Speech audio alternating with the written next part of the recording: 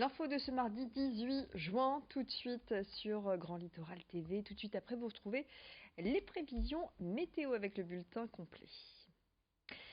Et on va parler musique pour débuter cette édition. L'un des plus gros festivals de musique dans la région approche. Le Main Square Festival se déroulera à Arras du 5 au 8 juillet. Et chaque année, c'est une opportunité pour les groupes régionaux de se produire aux côtés des plus grands noms. Parmi les groupes qui ont remporté le tremplin du Main Square, les rappeurs en carton. Ils se produiront sur la scène de la Green Room le jour de l'ouverture du festival, soit le 5 juillet, le vendredi. Depuis 2 ans maintenant, ce trio dunkerco-lillois aime allier le hip-hop au rock.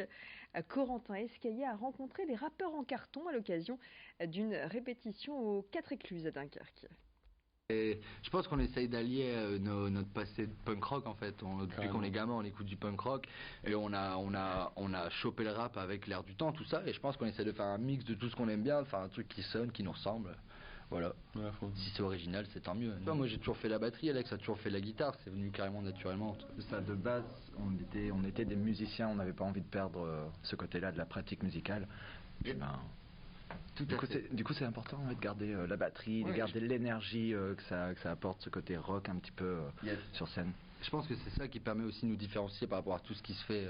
Ouais, parce que la concurrence est rude. Musique toujours avec un autre événement attendu quant à lui ce week-end à Villeneuve-d'Ascq, car le groupe Indochine se produit au stade Pierre-Mauroy. Rendez-vous attendu par les fans, forcément, d'autant plus que le leader du groupe, Nicolas Sirkis, fêtera son 60e anniversaire sur scène. À l'occasion de ces 2 dates, la société roubaisienne Air System a réalisé une structure gonflable géante sur 5 mètres de haut et 4 mètres de large. Elle représente le logo du dernier album du groupe et sera installée sur le parvis du stade. Air System a choisi d'offrir cette structure gonflable aux membres d'Indochine, une évidence pour les responsables de cette TPE du Nord, qui s'en explique au micro de Rémi Desremaux.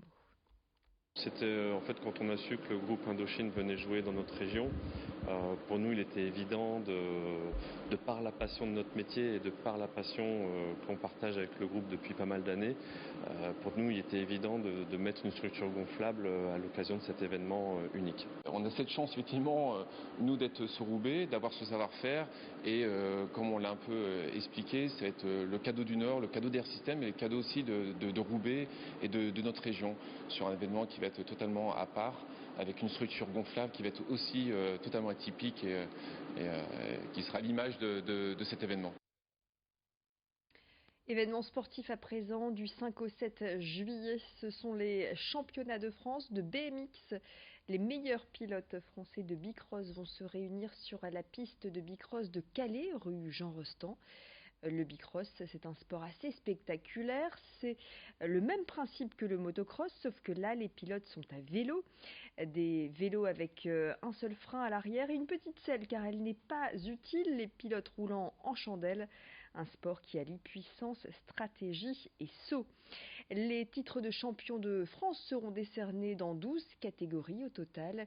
Le clou du spectacle, ce sera le samedi 6 juillet avec les courses des catégories juniors, femmes et hommes, puis les élites femmes et hommes. Un événement organisé par la Fédération française de cyclisme et le Calais BMX. On a une piste avec une butte à 5 mètres où on a une distance de 412 mètres de long. Et entre nous, on a des bosses pour le côté piste avec la deuxième ligne. On a 2 lignes, une ligne amateur et une ligne pro, là où il y a vraiment des sauts un peu plus spectaculaires. Et la troisième ligne, pareil, même chose, une piste amateur, une piste pro. Et après, dans la dernière ligne, la ligne d'arrivée, et là, c'est une seule ligne avec plusieurs bosses. On voulait pas avoir une piste trop difficile parce qu'il ne faut pas oublier les nouveaux qui vont arriver. Donc cette piste est adaptée à tout pilote. Le plus jeune pilote, il a démarré à 3 ans ici. Donc 3 ans et le plus ancien, il a 60 ans. Allez, cette application créée dans notre région à présent, comment retrouver son vélo après un vol? Eh bien, 2 jeunes nordistes fraîchement diplômés ont trouvé peut-être la solution. Installés dans les locaux d'Eura Technologies dans la métropole lilloise, ils ont élaboré un système de géolocalisation par le biais de l'application Track App. L'idée étant de placer un tracker dans la structure même du vélo et à l'activer à distance en cas de vol. Le plus de ce produit, selon ses inventeurs, c'est sa batterie qui offre une utilisation de presque 1 an. Le lancement de ce tracker est prévu pour cet hiver ou plus tard pour le printemps 2020.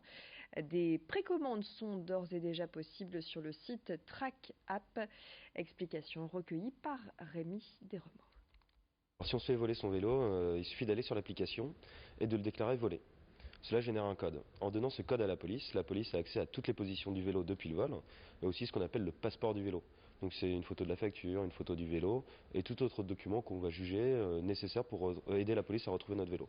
Donc ensuite on va au commissariat. Il suffit de déposer plainte et de fournir le code à la police. Donc il y a un accès police sur notre site internet. Comme ça, on n'a pas besoin de donner les mots de passe de l'application, et la police aura accès à toutes les données du vélo depuis le vol du vélo. Voilà, n'hésitez pas à vous renseigner. Dans le prochain flash, prochain quart d'heure, l'actualité régionale, toujours plus d'informations près de chez vous. On parlera notamment de la tendance du do it yourself, c'est-à-dire du faire soi-même, qui n'a pas faibli. Elle était apparue il y a quelques années et ce n'est pas un phénomène de mode puisque ce phénomène se poursuit dans le domaine de la cosmétique, par exemple, élaborer ces crèmes de jour, shampoings, dentifrice, les élaborer soi-même rencontrent un vif succès. Des ateliers sont proposés dans de nombreuses boutiques spécialisées. Et nous ferons la rencontre d'une ingénieure agronome diplômée en biochimie qui justement anime ces ateliers pour confectionner notamment des produits 100% naturels. Ce sera dans le prochain quart d'heure. D'ici là, les prévisions météo, la tendance côté ciel avec toujours cette hausse des températures en perspective, mais attention au risque d'averse tout de même et au risque d'orage dans la région des Hauts-de-France. Restez avec nous, l'info continue. Excellent moment à vous tous.